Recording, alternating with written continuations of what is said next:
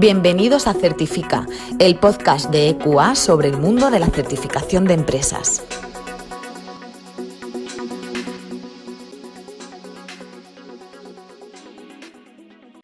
Buenos días y bienvenidos a un nuevo capítulo de Certifica, el podcast de EQA. Hoy vamos a hablar sobre la preservación de la biodiversidad en el sector inmobiliario. Nos lo va a contar todo Patricia Sánchez, técnico del Departamento de Finanzas Sostenibles en EQA España y arquitecto. Buenos días, Patricia, ¿qué tal estás? Hola, buenos días, Marta. Encantada. Patricia, ¿es realmente tan grave la pérdida de biodiversidad en las ciudades? ¿A qué se debe este efecto? Pues sí, es un efecto silencioso que sabemos que existe, pero todavía hay bastante desconocimiento en cómo y por qué sucede, ¿no? Entonces, los principales impactos del sector de la construcción en la biodiversidad urbana afectan de forma significativa a los animales, obligándoles a cambiar su forma de vida y reduciendo su población. También les impiden hacer su ciclo de vida habitual y natural de nidificación y reproducción. Por esto, las comunidades de aves, por ejemplo, y de fauna urbana cada vez son menores. Este tipo de consecuencias suelen pasar desapercibidas para los responsables de la toma de decisiones, ya que los problemas pueden ser visibles solo después de mucho tiempo, es decir, normalmente mucho después de que el proyecto o la construcción se haya terminado.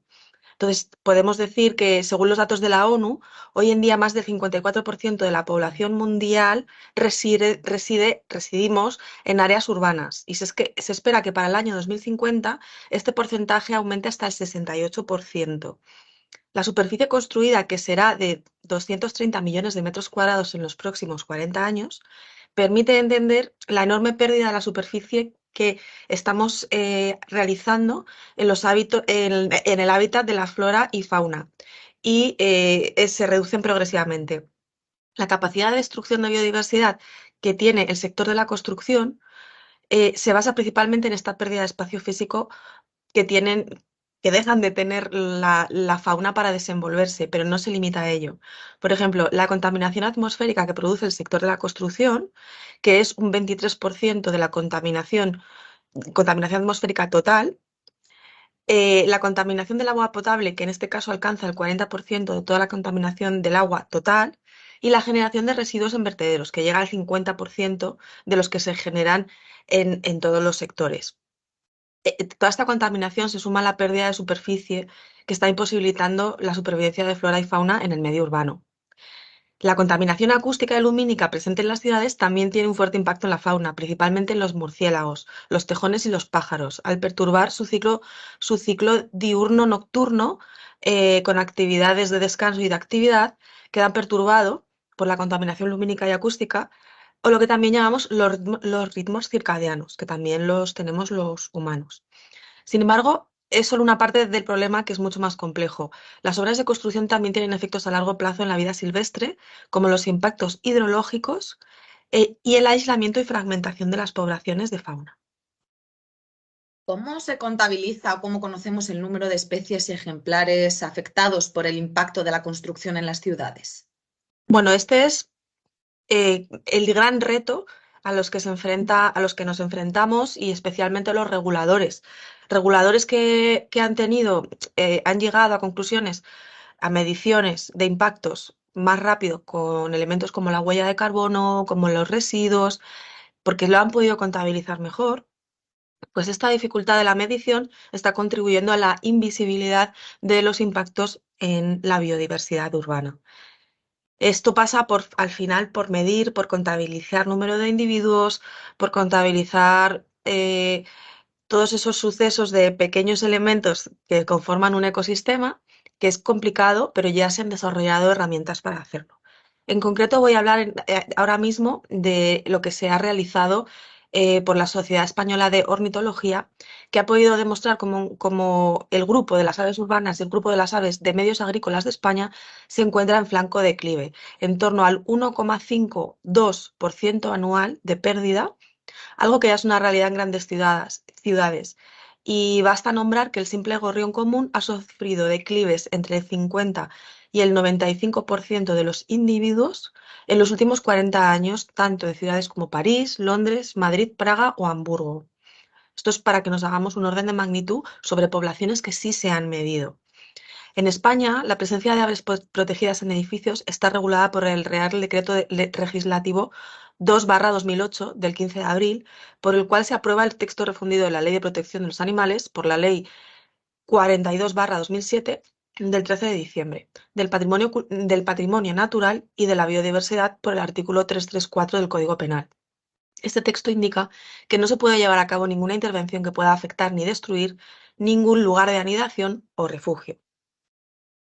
¿Esto ha sucedido siempre también en época de nuestros abuelos o es que ahora estamos haciendo algo diferente? Pues estamos haciendo algo diferente. Y es que es interesante descubrir o recordar los que tengan recuerdos de esos momentos, que venimos de un pasado cercano en el tiempo en el que la arquitectura tradicional favorecía de forma casual a la biodiversidad urbana, porque disponía de una gran cantidad de cavidades en las construcciones, muchas de ellas presentes en tejados o constituidas por cámaras de aire, las famosas cámaras de aire que hoy en día ya no usamos. La situación era ideal para las aves, ya que disponían de espacios para nidificar y de los orificios por los que acceder. La fauna más cercana a los asentamientos urbanos empezó a coevolucionar con las poblaciones de los humanos, ocupando esos nichos libres en el ecosistema que estaba generando esta especie dominante que somos los humanos.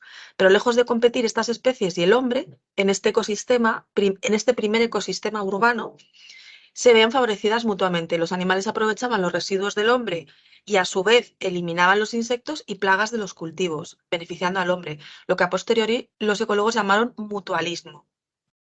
Si bien esta colaboración invisible sufre una brusca ruptura en los últimos años, que rompe con siglos de coexistencia y se empiezan a despersonalizar las ciudades. Eh, Despersonalizar porque las construcciones empiezan a regirse por estándares más continuos, más homogéneos, más económicamente rentables, y mucha de esta fauna es sumamente beneficiosa. Son especies insectívoras como por ejemplo los aviones comunes, que son unos pájaros, las golondrinas, los vencejos, los autillos, cérnica, los primilla o los propios murciélagos que depredan sobre otras especies que pueden ser plaga, y como también hacen y contribuyen las lechuzas, los mochuelos, las cigüeñas o cernícalos comunes. Y todos ellos utilizaban las construcciones para nidificar en nuestras ciudades. Entonces, sobre esto ya se han hecho estudios, se han hecho reflexiones por parte de los arquitectos, se ha visto cómo el desarrollo de láminas impermeabilizantes ha posibilitado que las construcciones no tengan que guardar esas cámaras de aire, con lo cual ese espacio que se encontraba la fauna, pues ya no se lo puede encontrar. Por eso tenemos que ir a otras medidas. Y hay un arquitecto que es especialista en estas cuestiones, que es Miguel Ángel García Grande, es coautor de unas herramientas lanzadas recientemente por la organización SEO BirdLife en colaboración con la Fundación Biodiversidad y financiado con fondos Next Generation. Y este profesional, Miguel Ángel García, nos indica que entre 20 y 30 especies de aves y más de 20 especies de murciélagos emplean los edificios como refugio.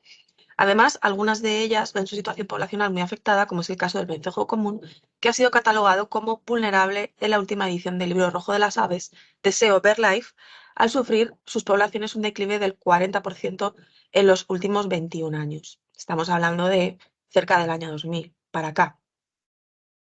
Y cuéntanos, ¿por qué es tan importante preservar la vida de las pequeñas aves urbanas? ¿Realmente tiene repercusión en los ecosistemas globales del planeta? Pues Marta, a priori podemos pensar que frente a esos grandes ecosistemas de las selvas, de los bosques protegidos, digamos que estos pequeñas aves, pues casi como que no tendrían mucha repercusión, ¿no? Y a veces las personas se pueden preguntar, bueno, ¿realmente es tan malo, tan catastrófico que haya un poco menos de aves? Que no es poco, es bastante. Pues sí lo es, porque ¿qué pasa, Marta? Es que los humanos vivimos en las ciudades y necesitamos, por nuestra biología, que las ciudades mantengan un cierto grado de naturalización para poder nosotros no desvincularnos excesivamente de esa biofilia que los humanos tenemos, ¿no? Esa querencia y ese gusto y esa necesidad por los entornos naturalizados. Entonces, aunque la mayoría de los ciudadanos y ciudadanas no son conscientes de los servicios ecosistémicos que provee la biodiversidad al ser humano, existe una gran vinculación emocional y vinculación con el bienestar de las personas en poder disponer de esta biodiversidad a nuestro alrededor, tanto de plantas como de animales. Se ha señalado por estudios médicos realizados recientemente y contrastados por el MITECO que la presencia de árboles y aves urbanas, es decir, la contemplación y audición de la naturaleza por parte de las personas, tanto en las calles de nuestras ciudades como en las parcelas donde residimos y las parcelas donde trabajamos, son responsables de la mitigación del riesgo de la enfermedad mental, las enfermedades mentales como depresión y ansiedad. Tienen un gran impacto beneficioso la contemplación de la naturaleza y esto no es algo que pueda resultarnos extraño porque todos los que nos escapamos el fin de semana a dar paseos por el campo experimentamos muy claramente y muy Ujú. reconociblemente ese bienestar que sentimos después. ¿Y se está regulando la actuación en edificios y parcelas actualmente para ayudar a la biodiversidad de las ciudades? Estamos en ese camino, Marta, porque ante el impulso de las rehabilitaciones de edificaciones para la eficiencia energética derivada del Plan de Recuperación, Transformación y Resiliencia, PRTR, que todos estamos escuchando, la enorme necesidad que hay de la descarbonización de la edificación, es uno de los grandes retos a los que se enfrenta la edificación. Hay un montón de congresos ahora mismo en torno a ello. Estas herramientas que nos propone SEO Verlife persiguen facilitar el cumplimiento de la normativa de conservación de biodiversidad y relativa a la protección de sus lugares de cría, refugio, invernada o reposo en las edificaciones. El hecho de que un colectivo como es el de los arquitectos se sienta implicado en la conservación de la biodiversidad es lo que me parece importante destacar, dice la directora general de Biodiversidad, Bosques y de Certificación del MITECO, María Jesús Rodríguez de Sancho. Y continúa, se encuentra muy en línea con las políticas que desde el Ministerio para la Transición Energética y Reto Demográfico queremos promover, ya que es el marco global en el que nos estamos moviendo. Patricia, ¿y qué métodos prácticos pueden poner en práctica hoy, desde hoy, las promotoras, los constructores, los arquitectos para generar impactos positivos y evitar los negativos? Muy bien, Marta, pues aquí puedo decir que he tenido la oportunidad de trabajar en pro de la biodiversidad en los edificios urbanos para una gran empresa española del IBEX que tiene un gran número de edificios de oficinas muy punteros tanto en Barcelona como en Madrid. Ujú. He tenido la oportunidad de trabajar como project manager en la implantación de estas medidas en cada uno de los edificios que presentaban casuísticas distintas y como parte del proceso prueba-error al que nos hemos tenido que enfrentar, voy a hacer un pequeño resumen, pero exhaustivo, de qué podemos hacer, qué pueden hacer las personas que nos estén escuchando ahora mismo, que sean promotores, constructores, arquitectos y quieran desde ya empezar a trabajar y poner medidas en sus edificios. Entonces, el punto de partida de las actuaciones de evitación, mitigación y compensación del riesgo de la pérdida de biodiversidad en ciudades es la realización de informes ecológicos en los emplazamientos urbanos donde se pretenda actuar. Un ecólogo es un biólogo que se ha especializado en ecología y en restauración del paisaje. Y estas personas están autorizados y validados para realizar informes ecológicos. A partir del conocimiento de la flora y la fauna existente en el entorno y los recursos geológicos y las limitaciones normativas que pone de manifiesto este informe ecológico, los profesionales de la construcción podemos implementar medidas como las que se enuncian a continuación, las cuales son ampliamente utilizadas con éxito tanto en emplazamientos nacionales de nuestro país como en las mejores prácticas de nuestros países vecinos europeos que van un poco bastante más avanzados en esto de la biodiversidad urbana. Entonces, comienzo a enumerar. Podemos pensar que frente al impacto de la pérdida de superficie del hábitat para flora y fauna urbana, que es el principal impacto negativo, desarrollaremos medidas para apoyar la nidificación, alimentación y reproducción de la fauna, como cajas nido de madera que se realizan y se ubican en distintos puntos de las edificaciones y parcelas, Ujú. plantación con especies autóctonas interesantes para polinizadores y aves frugíveras, o lo que es lo mismo decir, que tengan floraciones y tengan frutos que sean capaces de alimentar a los polinizadores y a las aves, y disponibilidad de agua para beber a salvo de los depredadores. Es decir, estas aves, estos insectos necesitan la presencia de agua y ese agua, si lo tenemos en un nivel de la edificación en el que están al acecho pues los predadores como los gatos, que también forman parte del ecosistema, pero vamos a limitar las posibilidades de supervivencia de estas aves, ¿no? En segundo lugar, ante la fragmentación de hábitats de la fauna que suponen los elementos arquitectónicos y los ajardinamientos ornamentales aislados, esos pequeños maceteros, esos pequeños grupitos de plantas, pero que están como diseminadas.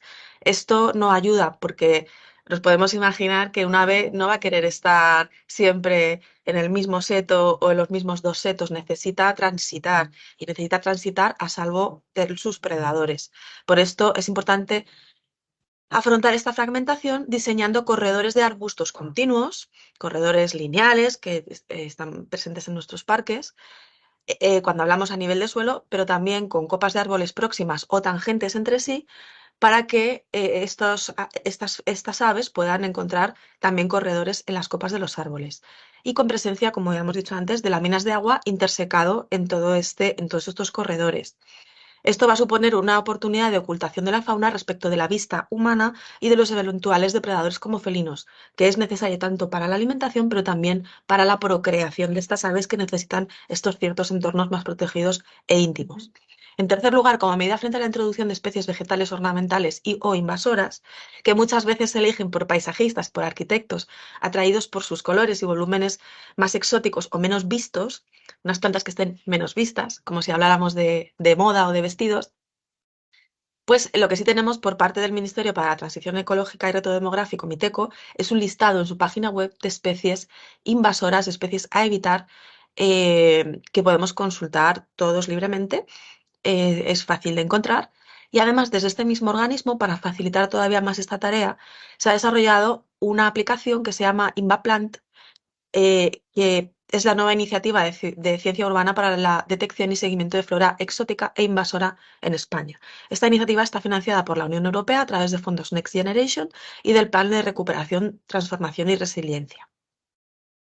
Sigo, en lugar de realizar las habituales podas ornamentales en jardines, como ves, estamos bajando al detalle porque realmente lo que queremos en este podcast es dar pistas, dar claves a personas que ya quieran implementar estas acciones que, como verás, no requieren de grandes inversiones, pero sí de un cuidado y una anticipación a la hora de empezar con estos proyectos desde el primer momento. Pues en lugar de realizar las habituales podas ornamentales en jardines, se procurará la permanencia de flores y frutos más tiempo en las plantas. Retrasar un poco estas podas para que polinizadores y aves puedan alimentarse de los mismos. Es habitual ver cómo ejemplares de especies, como es el caso de las lavandas, que son ideales para la biodiversidad urbana, son sustituidos por ejemplares más jóvenes cuando los actuales presentan cuerpos leñosos. Esto lo veo yo, Marta, en la zona de Azca, que tiene una plantación bastante grande e interesante de lavandas, que son ideales para la biodiversidad urbana, pero cada poco tiempo las sustituyen, cuando esos ejemplares empiezan a desarrollar cuerpo leñoso por su crecimiento, las sustituyen por nuevas plantitas de lavanda, más redonditas, más pequeñas, que supongo que tiene que ver con el criterio de diseño de la persona que lo está gestionando. Entonces, es una pena, porque ya hemos hecho esas empresas ya han hecho el esfuerzo de invertir en esas plantas, han identificado que son las adecuadas y no está sirviendo porque están eliminando estos ejemplares con flores. Y lo mismo pasa con la flora frugívora, que es la que tiene frutos que se pueden comer las aves. Pasa, por ejemplo, con otra planta muy conocida por todos, que es las hiedras. Las hiedras es una planta autóctona que está que se integra perfectamente en un montón de parcelas y de edificaciones, haciendo de tapizante tanto en horizontal como en vertical.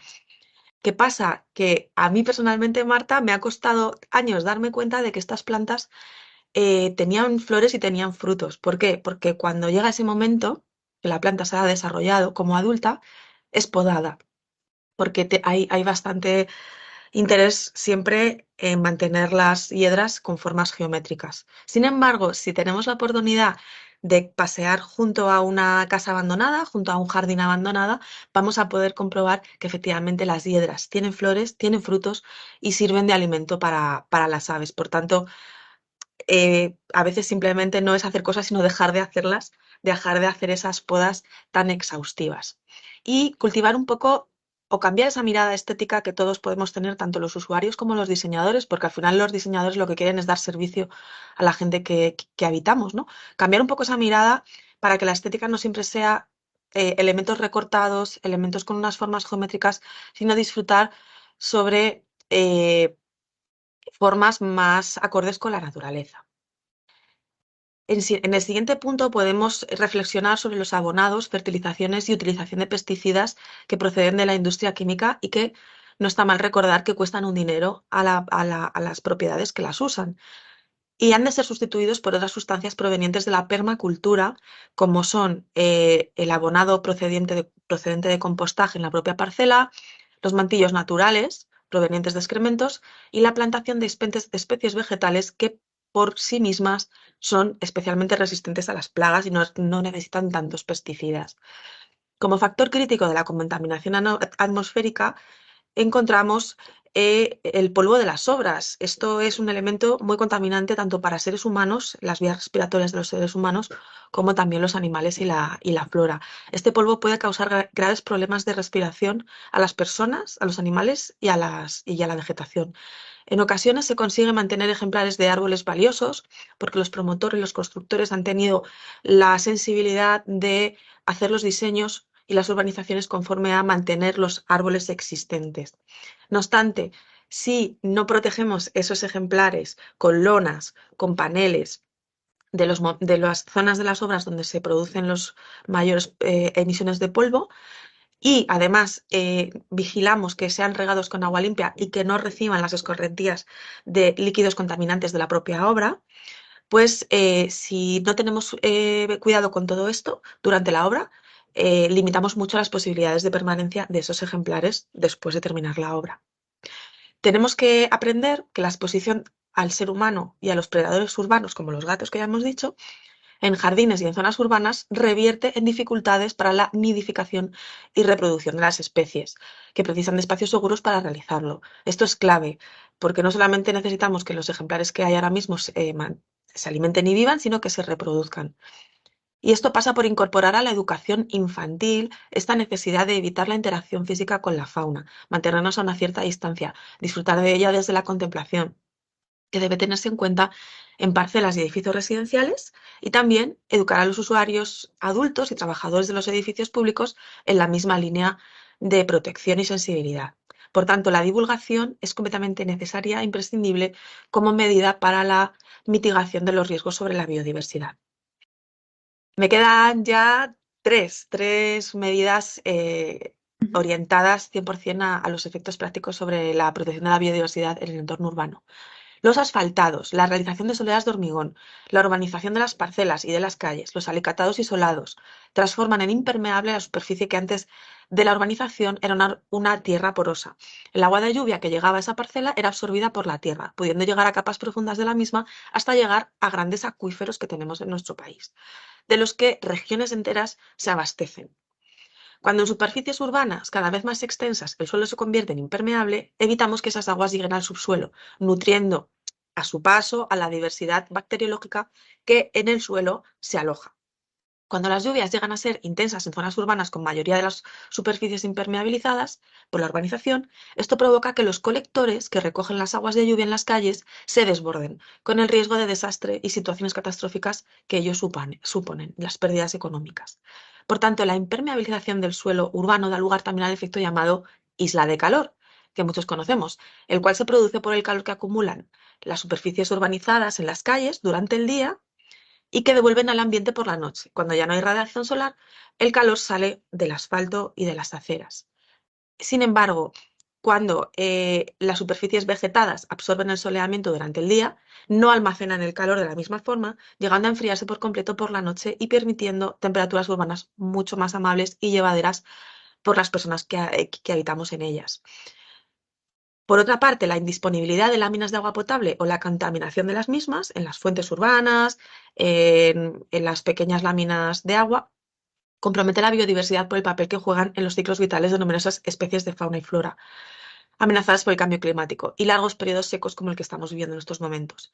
Las charcas y sistemas acuáticos son de especial interés en el contexto ecológico y climático en muy diversas áreas del planeta, y una forma de permitir que se produzcan de forma natural en el medio urbano es dotar a las zonas verdes de los llamados jardines de inundación, que son bastante habituales en países como Reino Unido. Consisten Forman parte de lo que llamamos los sistemas urbanos de drenaje sostenible o SUDS, los cuales permiten embalsar cantidades controladas de agua proveniente de lluvias en zonas verdes, dando lugar a una diversidad biológica que surge en su cuenca, en la cuenca de esos pequeños embalsamientos.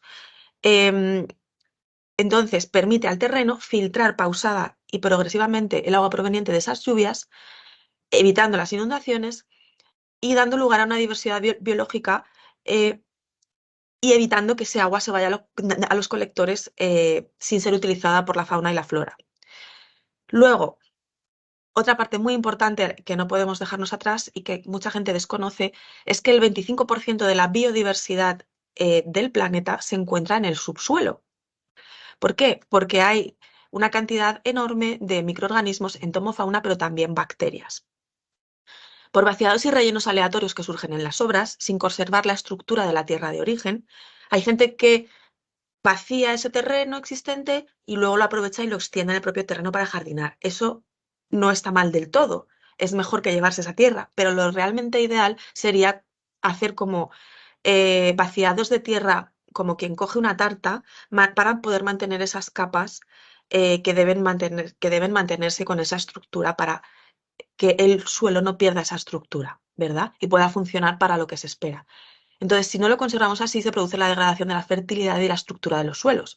Cuando los suelos se han inertizado, se han vuelto inertes y compactado excesivamente, también por medios mecánicos, el tránsito de maquinaria de obra, también presentan mayor grado de impermeabilidad. Es decir, un suelo que es tierra se puede llegar a convertir en impermeable, no tanto como unas baldosas, pero en esa línea. Entonces precisarán cantidades de abonos y fertilizantes añadidos que nos esforzamos para que crezcan allí los jardines ornamentales que nos interesan. Vale. Ante esta circunstancia, tanto los terrenos dedicados a la agricultura como los jardines urbanos se pueden beneficiar de los llamados cultivos de cobertura. Esta técnica consiste en sembrar plantas que ocupan una gran superficie del terreno, eh, y las plantas crecen sin que se implementen operaciones de labranza. Las raíces de las mismas van a hacer ese microlabrado, se van a desarrollar progresivamente y favorecen la descompactación, esponjación del suelo y la correcta circulación de aire y agua, que a la vez la tierra recupera minerales de esta forma. Además de mejorar la estructura del suelo, este tipo de cultivos pueden frenar la extensión de plagas y malas hierbas. Es decir, se pueden hacer estos cultivos de cobertura en fases de descanso de las tierras mientras se está terminando de realizar las construcciones en esa parcela. Y ya estamos preparando esos suelos para lo que le vamos a querer poner después. Además de mejorar la estructura del suelo, eh, eh, otra medida que ayuda a la mejora del terreno es no recoger las hojas caducas caídas en jardines de forma inmediata, dejando pasar algunas semanas antes de retirar esas hojas, ya que el manto caído al suelo propicia el crecimiento de lombrices y otras especies de entomofauna o la fauna de los insectos, que supone el microlabrado de la tierra que, por ejemplo, le realizan los gusanos, y el abono de la misma por sus excrementos. Tenemos que cambiar de nuevo esta mirada que tenemos sobre que nos repelen esta presencia de entomofauna, pero realmente es imprescindible para nuestro bienestar y nuestra calidad de vida.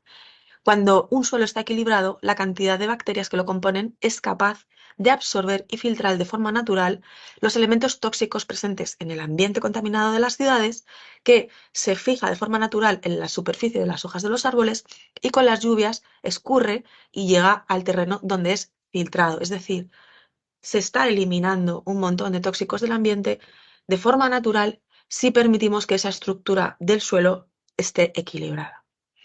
Y por último, Marta, que espero que disculpéis que me haya extendido mucho, pero lo que queremos es dotar de información que a veces tenemos solamente los jardineros y los arquitectos que hemos trabajado en esto y que muchas veces no están en ningún libro, y de esta forma la gente lo puede aprovechar en sus parcelas. Y como medida final, la que es más conocida, que son las cubiertas verdes y los muros ajardinados. Si le hemos quitado al suelo de la flora y la fauna un cuadrado de terreno, No solo podemos reponerlo, ese cuadrado, en la cubierta de ese edificio, sino también multiplicarlo o aumentarlo vegetando algunos de los muros.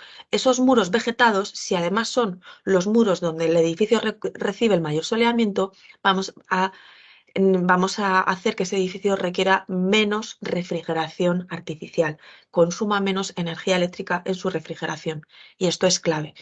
Podemos remitirnos a esa típica imagen tradicional de la casita de campo que está cubierta por hiedra en la fachada donde recibe más iluminación. Bueno, pues esto, aparte de ser maravilloso para la fauna que encuentra ahí espacio para hacer sus nidos, encontrar alimento, también es ideal como otras medidas de mitigación del cambio climático. No me voy a extender en el detalle de las cubiertas urbanas, porque esto sí está ampliamente conocido por los arquitectos y los ingenieros, también por la enorme labor positiva que han realizado las empresas fabricantes de sistemas apropiados para la realización de cubiertas verdes, tanto intensivas como extensivas. Entre una y otra, las hay que tienen menos espesor y menos peso, y las otras tienen más capacidad de tierra, pueden tener arbustos más grandes, pero requieren una previsión de reforzar los forjados. Pues Patricia, para terminar, me ha parecido interesantísimo, ¿eh? Que estabas Gracias, preocupada porque te estabas explayando, me ha parecido muy interesante. Para gracias. terminar, ¿existen actualmente beneficios económicos tangibles para aquellos promotores, constructores y arquitectos que se comprometan con medidas como todas las que nos has contado? Pues sí, más allá de las más inmediatas que hemos nombrado, como reducir la necesidad de refrigeración de los edificios cuando hacemos vegetación verde en muros y en cubiertas, más allá de eso, que es un ahorro directo, Ujú.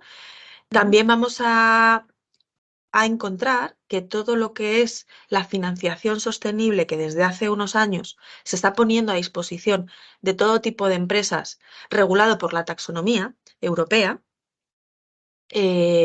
vamos a encontrar que eh, frente a casos que ya conocemos, como que la reducción de las emisiones en la construcción de las emisiones de CO2 ya está recibiendo beneficios de descuentos en la tasa de interés de los préstamos que se piden, vamos a encontrar que también vamos a poder adscribir al desempeño en sostenibilidad positivo para conseguir financiación sostenible indicadores de sostenibilidad. Pero como hemos nombrado al principio, está siendo especialmente difícil para todos poder eh, hacer metódico la recogida de los indicadores de las mediciones de los impactos en sostenibilidad. Por tanto, Marta, yo emplazo a la gente que nos esté escuchando y que le resulte interesante a que nos siga en la publicación de nuestros podcasts, porque vamos a seguir haciendo podcasts acerca de la biodiversidad, no solamente en el sector de la construcción, sino en otros sectores, y vamos a dar las claves coincidiendo con el próximo día de la biodiversidad en el mundo, que es el 22 de mayo. Ujú. Vamos a preparar otro podcast con claves prácticas, esta vez para aquellas empresas que deseen implementar medidas de protección de la biodiversidad en la edificación y además quieran poder aprovechar esto para conseguir financiación sostenible. Pues muchísimas gracias, Patricia, por participar en Certifica. Me ha parecido súper interesante. Pues muchísimas Gracias. gracias, Marta, un placer. Hasta luego. Vamos a recordar también que en equa.es están disponibles todos los podcasts de todas nuestras divisiones, así como la programación de los webinars gratuitos que impartimos de forma periódica. Muchas gracias, un saludo. Un saludo, hasta luego.